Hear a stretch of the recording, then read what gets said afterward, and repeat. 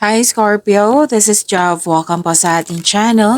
By the way, Scorpio, this is your monthly Gabay Tarot reading ngayong December 2025. Gamitin ang reading na ito bilang gabay lamang. Kung naka-resonate kayo, comment down. Tandaan Scorpio, with our general reading, kunin nyo lang po kung ano naka-resonate sa iyo. This is for you, Scorpio.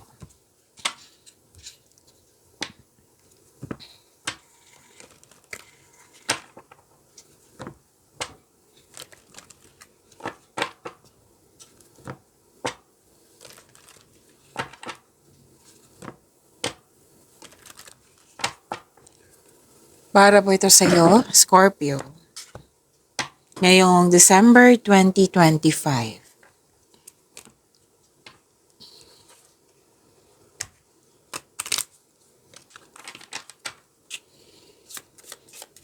Angel number para kay Scorpio.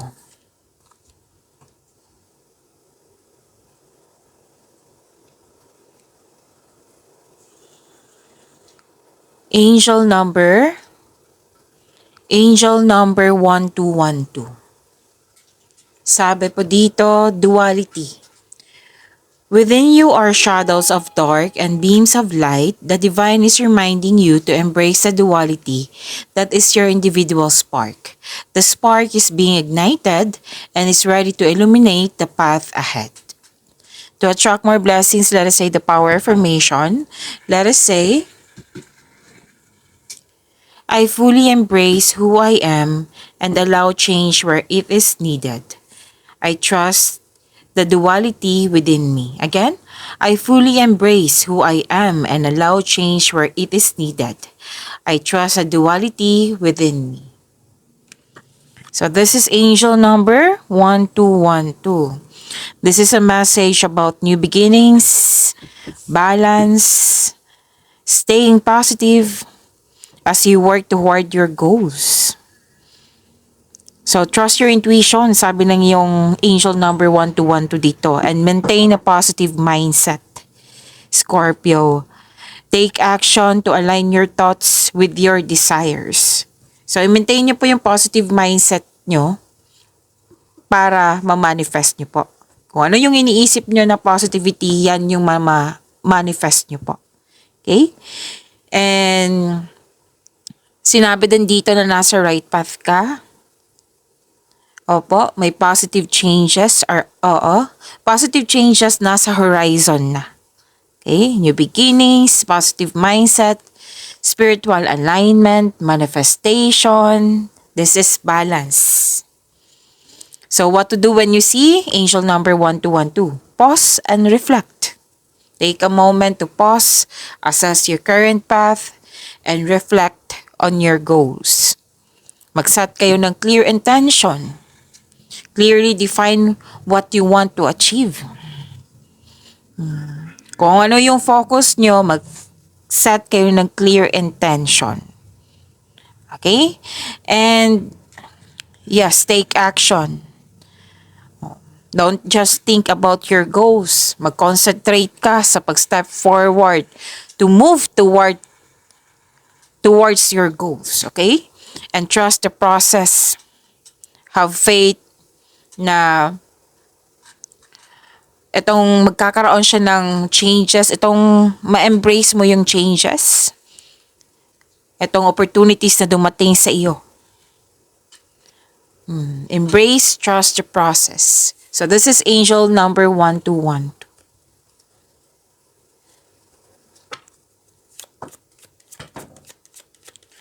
Maraming salamat po sa inyong patuloy na suporta, sa mga nag-donate, sa mga hindi nag-skip ng ads. Maraming salamat po. Sa mga hindi pa nag-subscribe, subscribe na po kayo at click bell notification para malaman nyo na may bago tayong video. Para sa mga gusto magpa-reading po, comment po kayo ng personal reading. Again, comment kayo ng personal reading and check my reply sa comment section.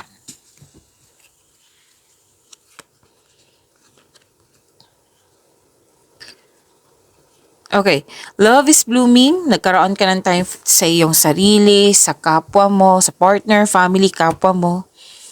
And may romance, attraction, and affection ako nakikita dito.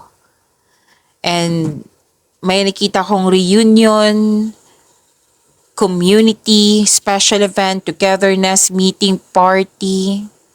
Yes, togetherness, bonding. And may advice ang card nyo dito, habaan ng pasensya.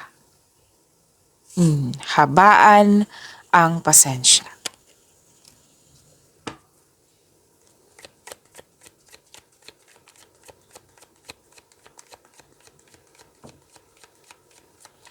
Energy po ni Scorpio ngayong December 2025.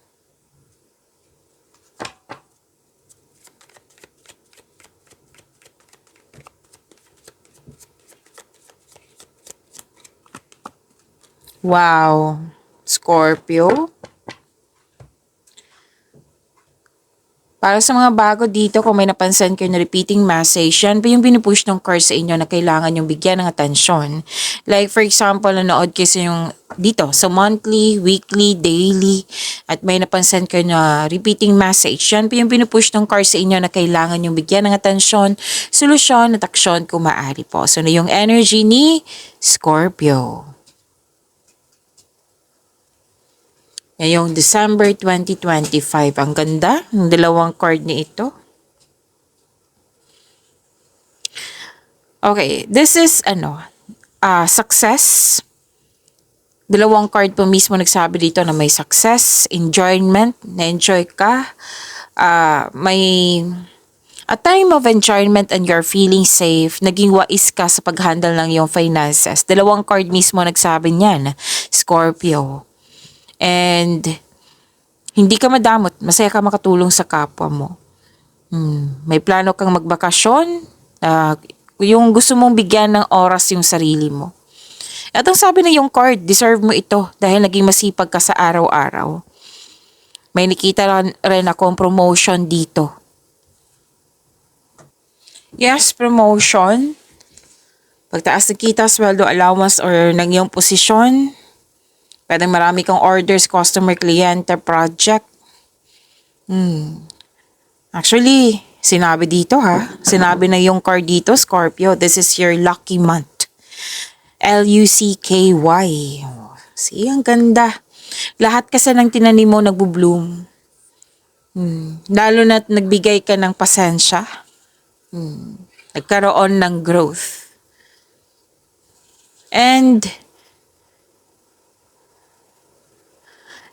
you've been doing you've been doing a great job to love yourself. Matandaan niyo to, yung you love yourself more, na lumabas dito. Lumabas din po siya dito. May nakita ko ditong my self-love. And sabi na yung card dito na 'di ba, deserve mong magpakasyon. Do something special for yourself. Treat mo yung sarili mo kasi deserve mo ito, Scorpio.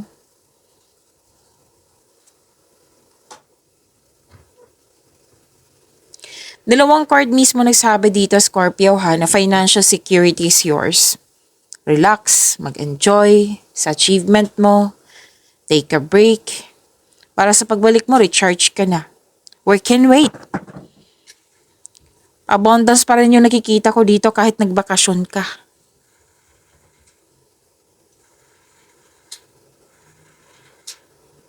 Gustong-gusto mo talaga, Scorpio. Nakikita ko to sa iyong daily. Na gusto mong magpatayo ng... May mga gusto magpatayo ng negosyo, pero most likely, gusto mo magpatayo ng bahay, magpa-renovate ng bahay, mag-decorate ng bahay. Bahay kasi nakikita ko dito. Scorpio. So yun po bakasyon, may nakita ko dito. Basta nag-focus si Scorpio ngayon sa inner peace, peace of mind. Diba? Ang ganda. Claim niyo po.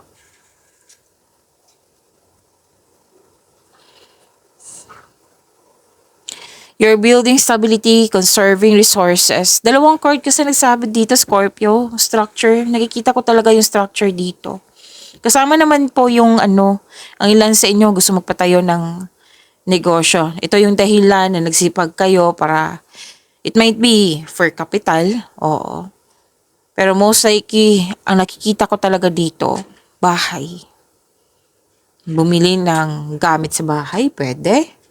Or magpa-renovate ng bahay or magpatayo ng bahay. At ang ganda, oo.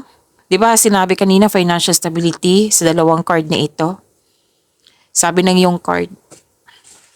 So listen, Scorpio. Sabi ng iyong card, maging mayaman ka.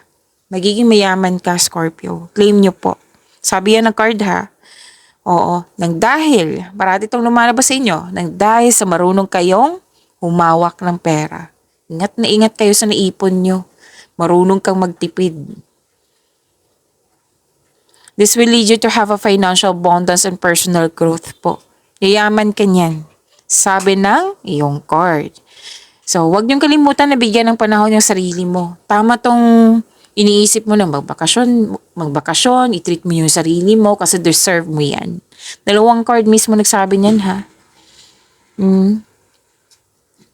Kahit sa romance man to, nagkaroon ng sense of stability. More on hard work talaga. Hard work para makapag-ipon ng malaki. Oo. Kasi, yun nga, gusto may structure kasi. Structure or pwede din building relationship. Para mas magkaroon ng pag-level up sa inyong relasyon, magkaroon ng stability. Sense of stability po.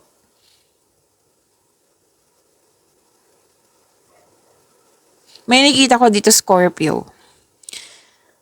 Pwedeng nasa abroad kayo or mag-abroad pa. Pwedeng yung nagpasweldo sa inyo galing abroad or nag-support sa inyo galing abroad. Kasi may dito long distance ako nakikita. Some of you. Opo. And nakikita ko dito conservative kayo sa money, investment nyo.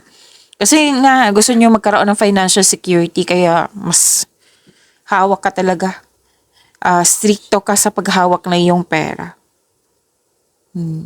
Kaya mas focus ka sa inyong mga ginagawa ngayon kasi dyan ka maka-earn ng money. You're saving money for the future or may specific goal. Kaya sobrang ingat mo sa kaperahan. At ang ganda kasi stricto ka sa pera pero hindi mo talaga makakalimutan na maging generous sa kapwa mo. Kasi part na yan sa iyong sarili. Part mo. Kaya nga balik na balik yung blessing sa iyo kasi naging generous ka sa kapwa mo. Yan yung prosperity. It will lead you to more increased prosperity sa iyong buhay. Ang ganda ng cards, Scorpio.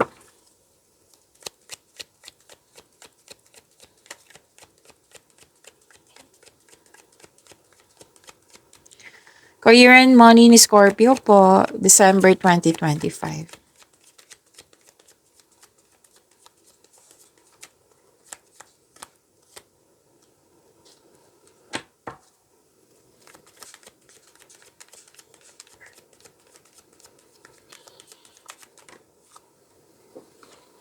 Malakas ang iyong intuition, Scorpio.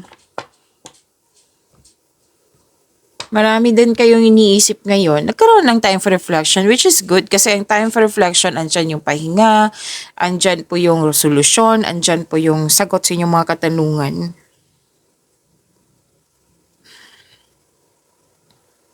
Sa career and money na tayo ha. Kung may ino-offer sa'yo, like for example, yung tao, may ino-offer siya sa'yo, tapos hindi ka familiar, pwedeng alam mo, pero hindi ka kabisado talaga. Kumbaga, hindi ka kabisado na wala kang alam sa mga ino-offer niya yan. At pwede din kontrata ito. Habang nagsasalita yung tao, habang ginagawa niya to, habang nagbabasa ka ng kontrata ba, basta may ino-offer sa'yo na alam mong hindi totoo. Pero nakita ko dito na prompt kumbaga, oops, teka lang. Parang hindi tama. Parang may mali. Yan. Nakita mo agad. Kasi nga, nakikinig ka sa iyong intuition. Kasi iyong intuition. So, tama to. Magiging wiser ka, maging maingat ka. Kahit nakikita ko kasi dito yung situation na alam mo hindi totoo yung sinasabi niya. alam mo may hindi tama, kasi nakikinig ka, naging wiser ka, naging maingat ka. Kahit may tutol sa'yo, like, tutol sa inyong desisyon, ideas, or plano, or yung sinabihan mo, teka, mali to, may nakita kong mali, may pagdududa ka, kumbaga. Nag-isis ka pa rin. Siyempre, nakikinig ka sa iyong intuition. And this is good. Kasi na-found out mo na may hindi tama. So, much better talaga itong ginawa mo na mas naniniwala ka, mas nakikinig ka sa iyong intuition. Nakita mo kasi kaagad na may hindi tama. Yan. Mas lumalakas yung intuition mo, Scorpio, pag may tamang pahinga. Tandaan nyo yan kasi si Scorpio palaging busy. So, kailangan talaga ng tamang pahinga. Magnilay-nilay, magpahinga. Okay? Kasi may nakita ko talagang na hindi totoo. Pero na-found out mo, don't worry, na-found out mo to. Be careful lang talaga.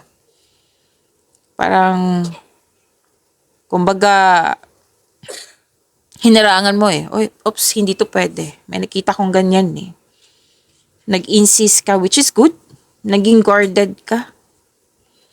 Na alam mo talaga na may hindi tama. Yan.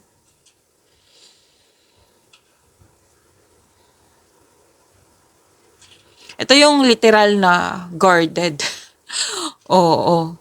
Di ba kasi ibang tao, tahimik lang, magkakause in na, anong tawag dito? Malilito. Di ba? Malilito. Ikaw, na-prompt po talaga. Oops. Hindi to pwede. May mali.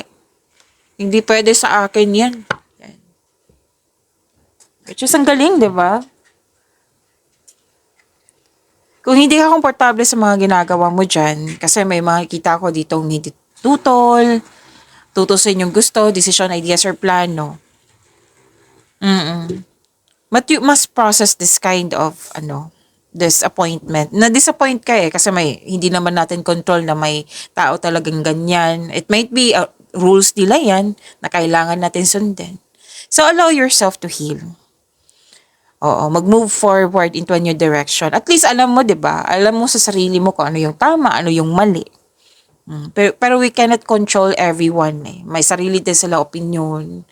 Mag-i-insist din sila. So, importante na nakikinig kasi yung sarili, nakikinig kasi yung boses. So, this card tells you to accept and free yourself from this kind of situation na may against. Yan, prepare yourself kung hindi pa to nangyari. Oo.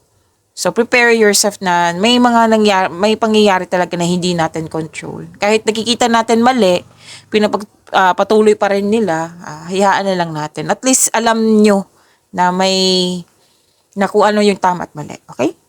Pero may nakita ko ditong collaboration na magkakaroon siya ng growth and expansion. Ang daming mensahe. Scorpio.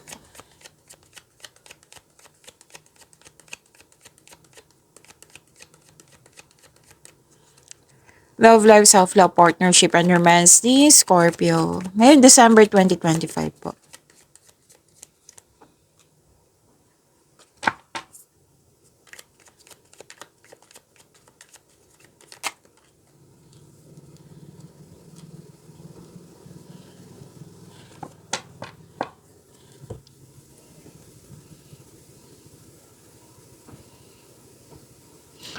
Actually, natuwa ako, Scorpio. Na-realize ko Na-realize ko talaga as a person na amazing si Scorpio. Na-amaze ako sa iyo kasi talagang nag-insist ka. Hindi mo ako makaluloko May nakita akong ganyan. Hindi mo ako maluloko alam ko kung mali ang ginagawa mo. Mali yung sinasabi mo sa akin, ino-offer mo sa akin. Talagang ininsist mo talaga, sinabihan mo talaga na walang takot, na walang alinlangan. Yan. So, believe talaga ako sa inyo. Mas nauna yung kinonfront mo talaga. Which is good, di ba? Kaya alam mo naman sa panahon ngayon, maraming maluloko. Ikaw, hindi ka nagpaloko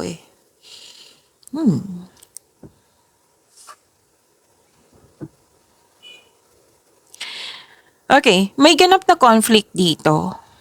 Ah, pwedeng ano tawag nito? Nag-uusap kayo.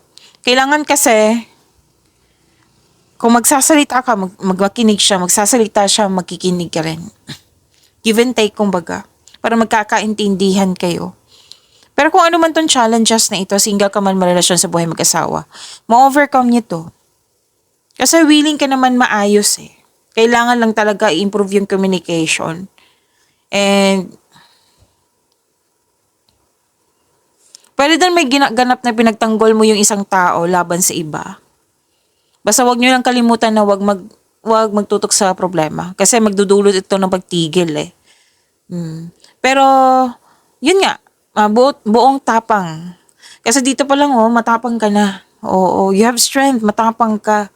Na alam mo yung gagawin mo. Alam na alam mong nasa right path ka. Alam na alam mo talaga yung tama talaga. So, katapangan at kumpiyansa ang nakikita ko dito. Pwede din nanindigan kayo sa inyong desisyon, sa inyong ideas, plano, di ba? Sa kanina may tutol. So, nanindigan kayo.